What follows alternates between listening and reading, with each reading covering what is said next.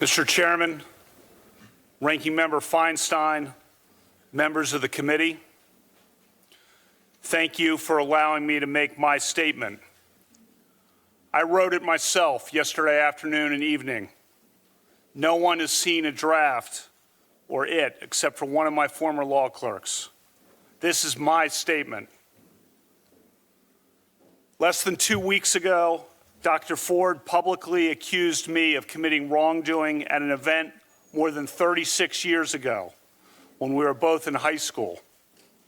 I denied the allegation immediately, categorically, and unequivocally.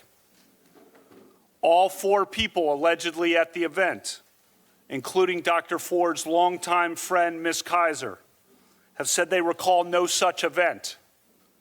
Her longtime friend, Ms. Kaiser, said under penalty of felony that she does not know me and does not believe she ever saw me at a party ever. Here is the quote from Ms. Kaiser's attorney's letter.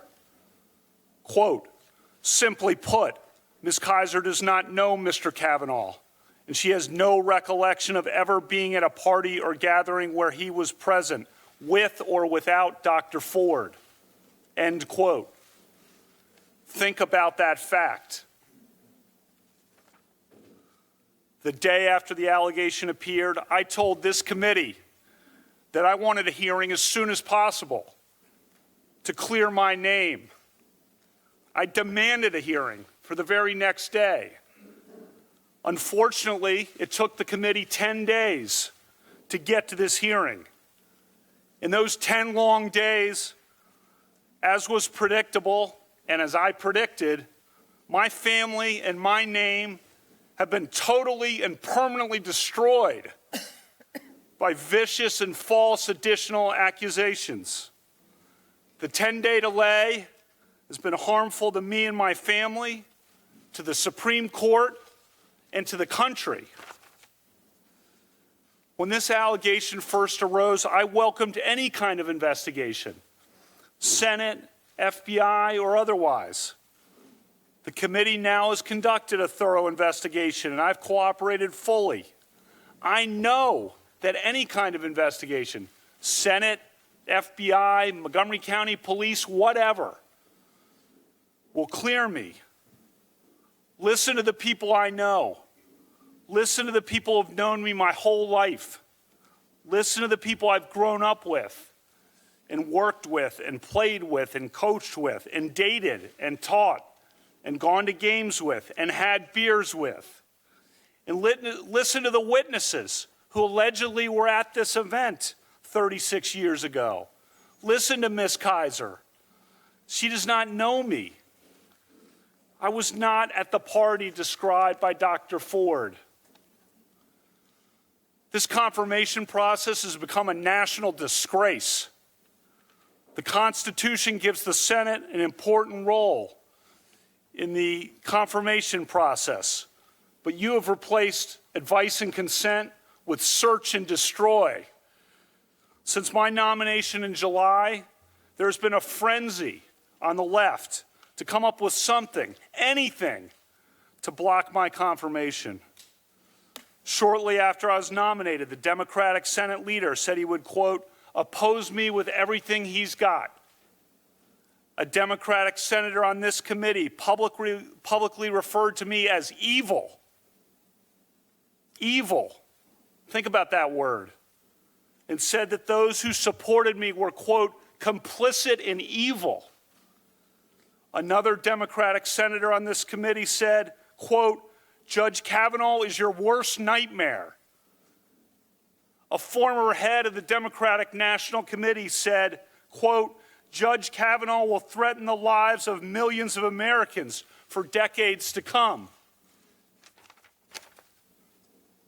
I understand the passions of the moment, but I would say to those senators, your words have meaning. Millions of Americans listened carefully to you.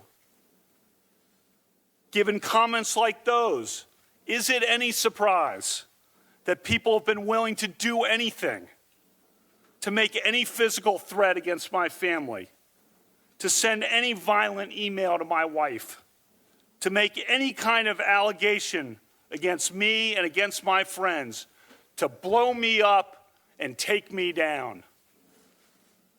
You sowed the wind.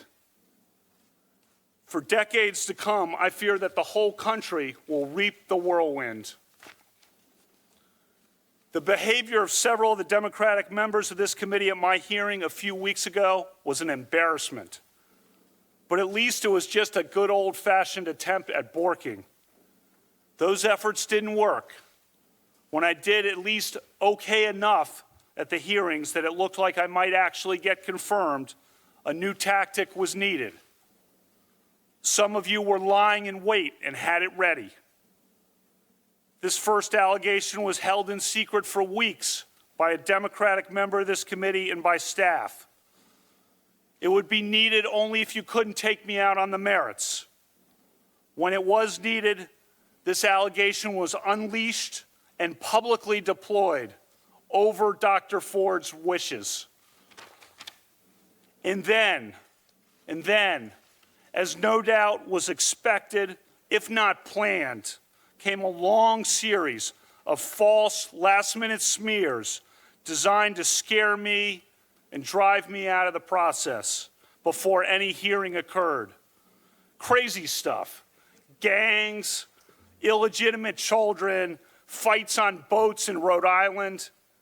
All nonsense, reported breathlessly and often uncritically by the media.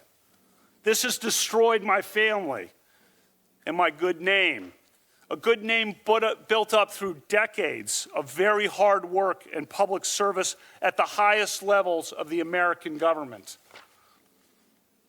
This whole two-week effort has been a calculated and orchestrated political hit, fueled with apparent pent-up anger about President Trump and the 2016 election, fear that has been unfairly stoked about my judicial record, revenge on behalf of the Clintons, and millions of dollars in money from outside left-wing opposition groups. This is a circus. The consequences will extend long past my nomination. The consequences will be with us for decades.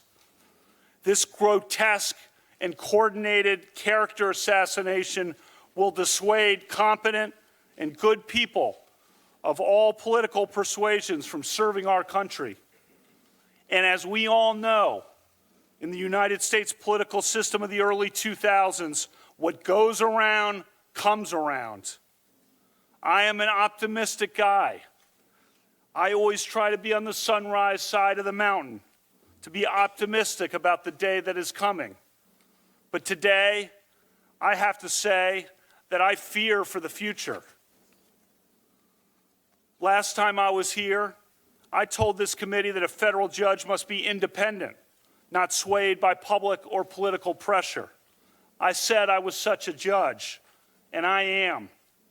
I will not be intimidated into withdrawing from this process. You've tried hard. You've given it your all. No one can question your effort.